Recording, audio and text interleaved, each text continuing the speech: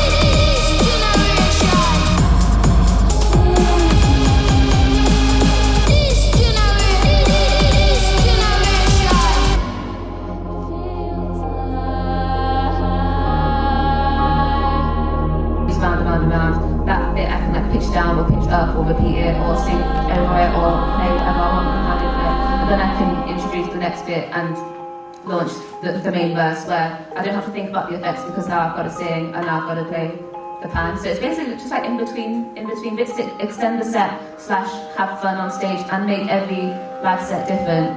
I have it split up into these sections. So then it does sound quite a heavy process in a way because then I've got my effects I'm playing with on top of something I've already made with similar effects, if that makes sense.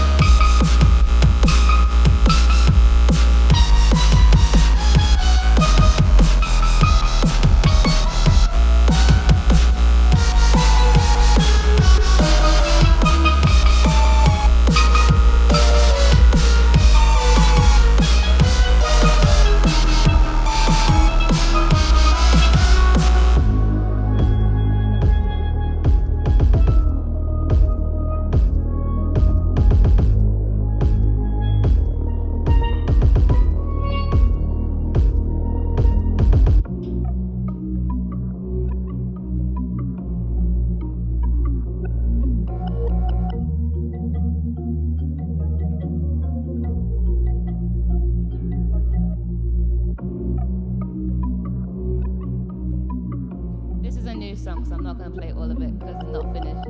But I'll play a bit of it.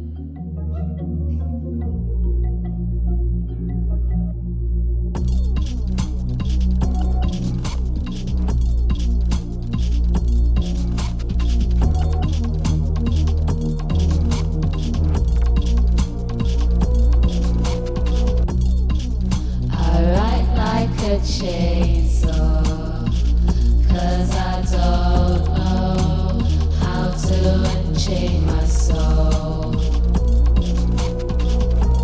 Write my life out on paper, 'cause I don't know how I lost my soul.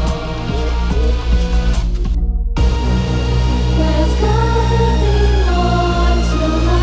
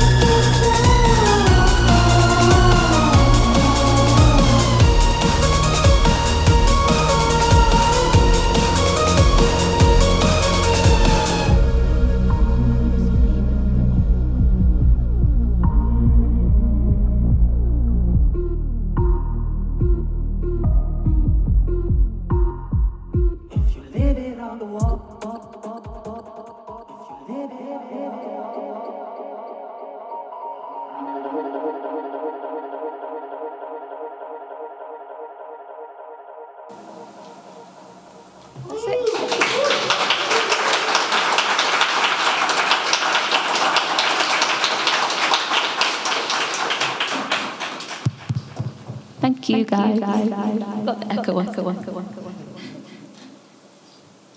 Yeah. Are we ready for some questions? I'm ready for questions. Yeah. Anybody else want to go first? Oh God. Harmony is a real light then. How did you get wind effects of rock harmonies? Oh, pre-recorded. I've got backing vocals pre-recorded. Yeah. With the vocals, there was a couple of times when you were singing, it was like super low pitch. You did like real-time pitch shifting. Real-time pitch? No. I can. No, actually, no, I can't. What I'm talking about. I can do real-time pitch shifting with everything else.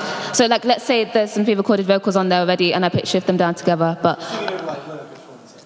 yeah. I'm not pitch shifting in real time now. Cool, no? Yes.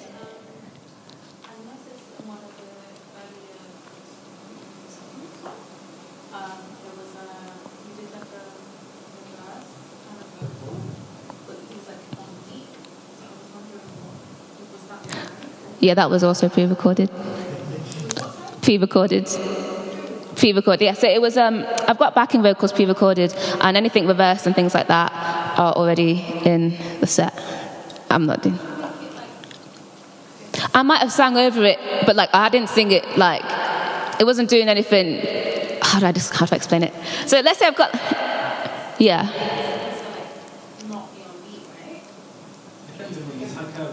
So you can line it up so that when the reverse comes, the forward one is in time.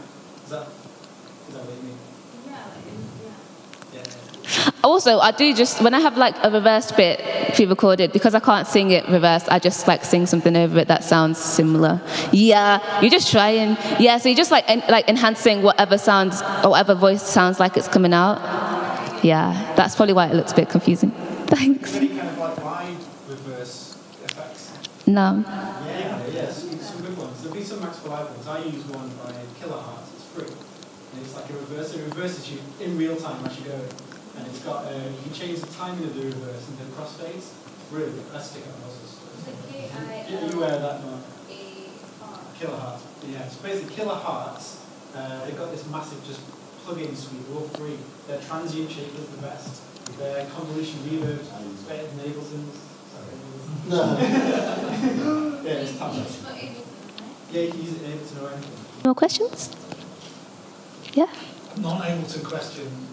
What were your kind of influences and wherever your ideas come from? How do you morph the two, kind of still pan and electronic stuff together? That's a good question.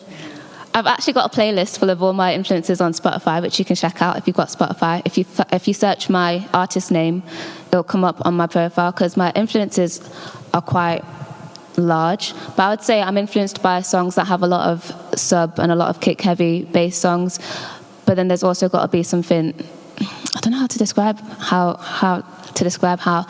melodically it hits, but if I can hear a pan going with it, then I like it. For instance, like instead of when I listen to drum and bass, I tend to listen to melodic drum and bass because I can hear how a pan would sound.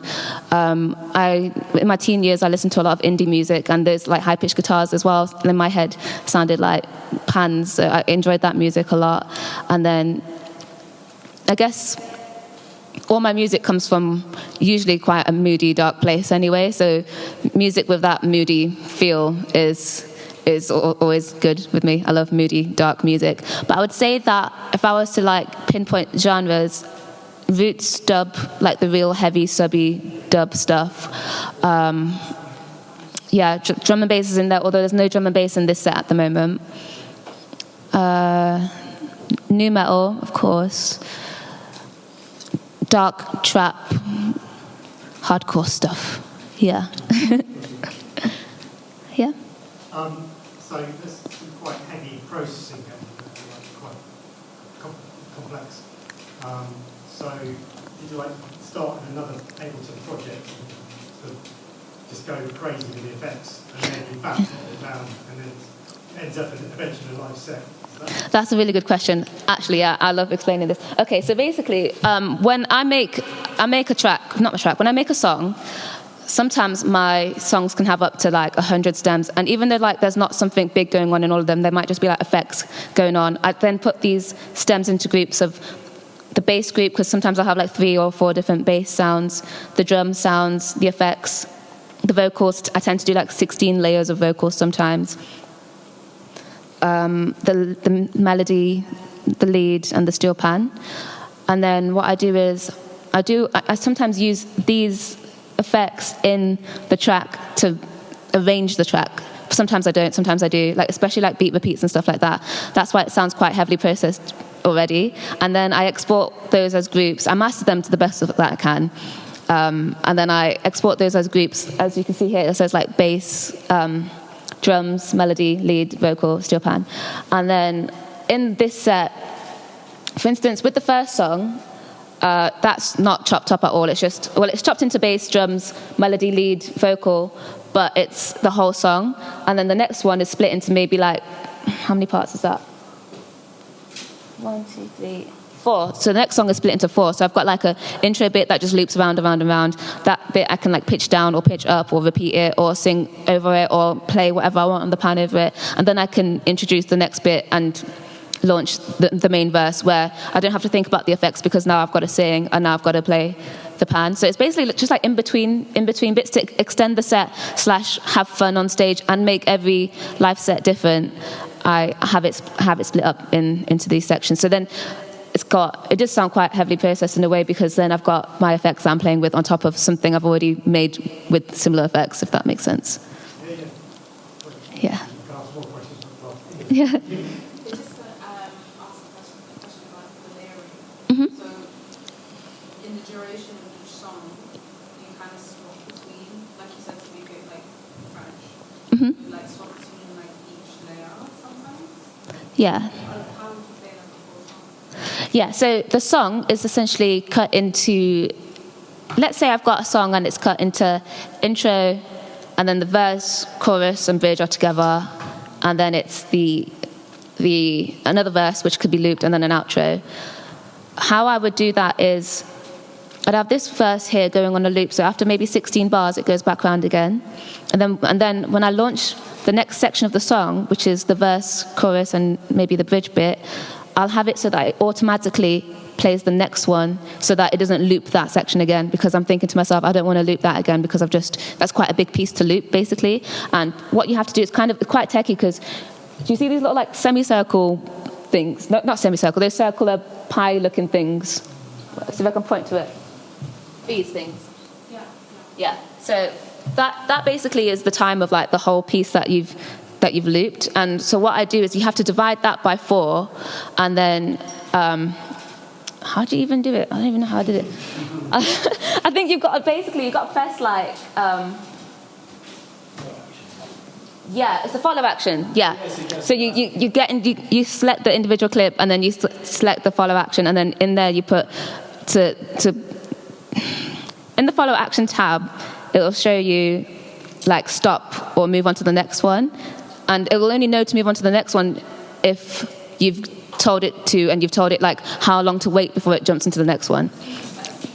Yeah, exactly, yeah. So I might launch one, and then it's set to launch the next one, and I know I don't have to think about that until the next loop, and then I kind of like memorize whether the next one is going to be a continuous loop or whether it's going to like jump onto the next one. But this thing is really handy because it bleeps at you like it, when it's like going to play the next one without you having to touch it. It has the next one underneath flashing, so you know that now you've launched that top one, it's going to automatically launch the next one. I didn't actually know how else to do my set. When I was figuring it all out at home on the floor, I was like, how am I actually going to do this live? So yeah, it took me quite a while, a lot of messing about, but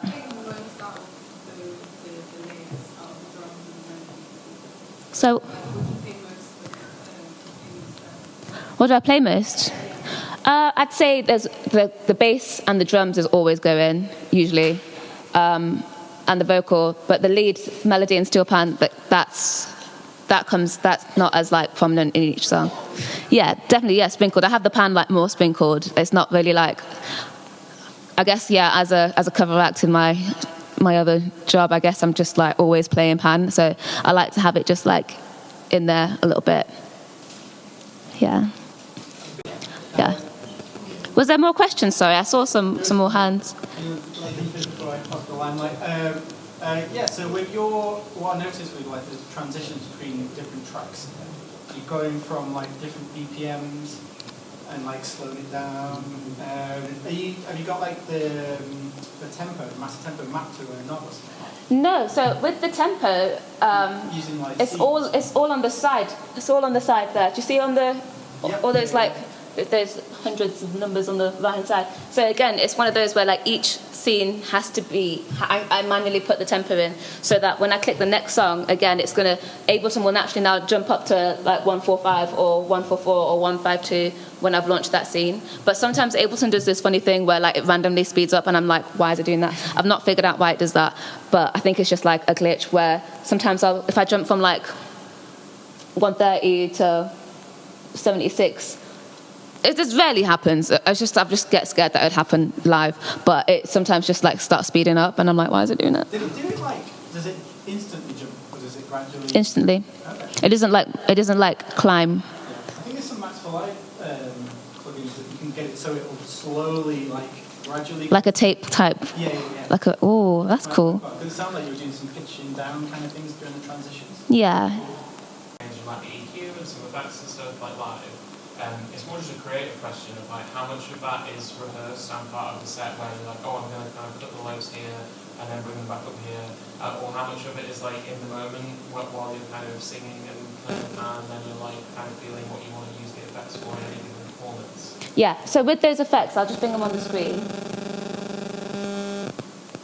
These effects right here. So at the moment, I would say my answer to that question is I would really absolutely love every performance to be different. So sometimes I do randomly add a beat repeat, and in my head I'm like, I've not rehearsed that, I don't know if that's going to work. But then sometimes I'll just twist it anyway and just like You know what I mean? You just try and get in the moment and be like, yeah, that's going to work. And if it doesn't, you just play it off in it. But I'm in that experimental stage, so nothing is quite rehearsed yet. I would like to get to a stage where I can rehearse a bit, so then I can like do all that kind of stuff on stage, and it look kind of cool, and it look like I can, not like finger drumming, but when you're just like able to manipulate something in time and it sound good and unique every time. But at the moment, I'd say I'm quite at the beginner stage of twisting the buttons and adding the effects. So the effects I'm adding are quite minimal. So I've got just like a simple auto filter that will take out some of the highs. I'll use the 3 EQs like the DJ would and just take out some of the bass or some of the highs. I've got a saturator. I didn't use that today. Too scared. I've got a flanger one, a reverb, which is cool for, I've noticed that when you take the bass out and have the reverb up, it makes the drum kick sound really like big, and I love that. I've got the fade and the transition knobs to help me transition it into the next song. What else have I got? Yeah, I've got a pitch shifter. I've used the pitch shifter live a couple times to just sing my own improv, or sometimes I've tried to pitch songs, but when you pitch the kick, it doesn't quite work. So you have to kind of take the drum out, but then the bass and everything else seems to shift quite nicely. And I've experimented with trying to play random pan covers over shifted songs just to make something that people can recognize. But I've not experimented enough. But in a year's time, I might have some different equipment, maybe a bigger board, and more confidence in what I'm doing in terms of adding effects to different things, and knowing what effect it's going to affect, how it's going to affect the whole track, or whether to take out a group, or take out the bass, or take out a drum, or take out something so that the effect can really shine. Yeah, I think it's great that you have that combination of spontaneity and in the moment, but you've created it in a controlled way. So you've got just your specific effects, and you've obviously got the knobs mapped to specific ranges and stuff that work for you. Yeah. You mentioned then one of the effects is the transition between tracks. Mm-hmm. Explain a bit about how it works. Yeah, it's just a stock plugin that I found, and it has these 3 different. I'll show you actually. I don't know if it's actually called a transition though. I don't know what it's called on here. Let's see if I can. Maybe it's actually called a transition.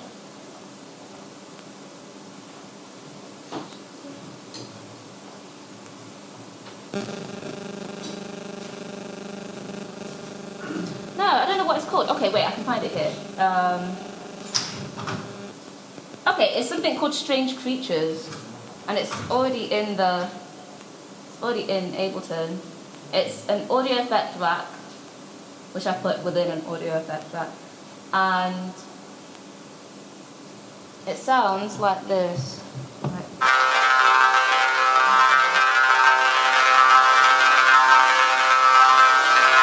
So I just when I'm switching to the next song and I've launched the next song, and again it's in a different BPM or something, I'll just whack.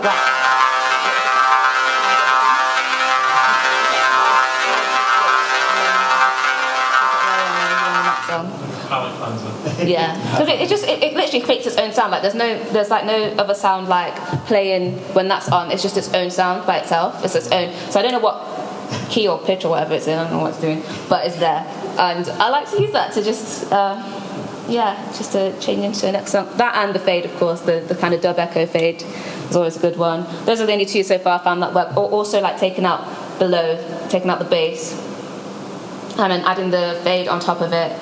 And I've got a high scratch and a low scratch sound on here as well, so it kind of sounds a bit trippy. And then you just reverse everything you did. Instead of taking the bass out, you then add everything back in and just work backwards in your head to undo everything you did, so that the next song isn't affected too much, basically. Yeah. Is that everything? One more question? You go on. So looking at your BPMs in the corner, you've got somewhere around the 130 marks, and then drops down to 70. 76. Have you ever experimented with jumping from a high BPM to a half BPM, but then incorporating some of the previous BPM tracks in the new bit, but double timed? So I know exactly what you mean. Yeah. That sounds fun, but I've not done that before. Yeah, it's really cool because sometimes when you're slowing down, it can feel actually it's the other way around. Whenever I try to speed up, it suddenly sounds really quick. So Yeah. what you can do, you can slow down to half the speed and then drop it in double time. And it's like, what? Yeah. Out of nowhere. It's like, oh, it's going really slow now. It's like, And you just like shock everyone with this It's like- double time. yeah, it's a cool thing to do, but it's hard because you have to like find all your clips and then resample them to double the speed. So when it goes down to there, you launch the same clips, but the new ones are completely the double the time. But it's quite cool. It seems like something that would work in your. Yeah, I might give that a try. I think I also would have to make sure the songs are both in the same key. Yeah. But like I say that, I don't actually have music theory knowledge, so I've used my ear to figure out what key it is. But there is also, I'll mention, there is one song on here which I've set it so it doesn't warp, and that's the first track, because in that track it does speed up. Yeah. So I put the BPM from what it starts at, and then I've set it to not warp, so that as it speeds up naturally in itself, it doesn't affect it. Oh, okay. Yeah. So that might be where that glitch is coming from, actually. Yeah, cool. When I might be confusing Ableton too much, but yeah. You could warp That's- that and then you can actually, I think you can make the Ableton template follow the warp. So if the track speeds up in the actual clip itself, you can make Ableton follow the warp marks. So you set But on the side though, from the launch, is that possible? Yeah. Anybody? I know how to automate it in the arrangement view, but I can't automate the number to start climbing as well. I'd love to be able to do that, but I don't know if that's too like I don't know if it's only going rare. Change the dummy track to it and set that to the follow mode, it would work. Yeah, that would work, wouldn't it? Yeah. So yeah, There's a way. what he said. There's a way. Cool. Yeah. Yeah, that's great. Shall I pack down? Thank you. Thanks. Thank you. 5-10 minute comfort break, and then we'll get cracking on the next one. Sound good? All good? Nice.